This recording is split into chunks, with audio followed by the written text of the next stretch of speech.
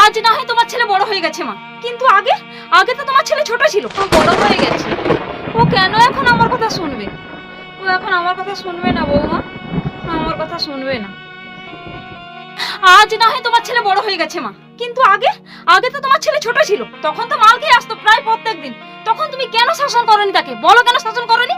আজ আমি মাল খাওয়ার অ্যাক্টিং করছি বলে তুমি আমার সাথে এত খারাপ ব্যবহার করছো, জঘন্য ব্যবহার করছো, এমনকি আমার মা বাবাকে পর্যন্ত ফোন করতে যাচ্ছ। আর তখন যদি তুমি তোমার ছেলেকে এই শাসন করতে, আজ এই দিনটা দেখতে হতো না মা, হতো না মা তোমাকে এই দিনটা দেখতে। বাড়ির ছেলে যতই অন্যায় করুক, যতই দোষ করুক, যতই মাল খেয়ে বাড়ি ফিরুক না কেন, তবু তার 7 খুন মাপ, কারণ সে বাড়ির ছেলে।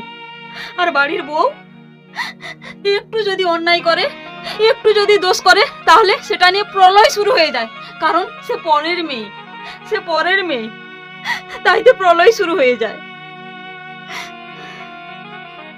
তুই এখনো ওভাবে দাঁড়িয়ে আছিস? তোর লাজ লজ্জা কিচ্ছু করে না? অসভ্য তোর ছেলে কোথাকার! বৌমার কাছে এক্ষুনি ক্ষমা চা বলছি, ক্ষমা চা।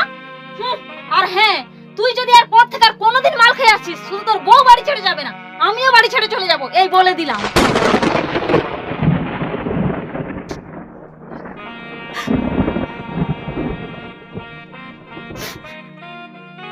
আজকের পর থেকে আমি প্রতিজ্ঞা করছি, আমি আমার ভালোবাসার নামে দিব্যি করছি, কখনো কোনোদিন ভুলেও আমি নেশা করব না, আমি বোতলে কোনোদিন হাতই দেব না। তুমি দেখে নিও সুস্মিতা, দেখে নিও।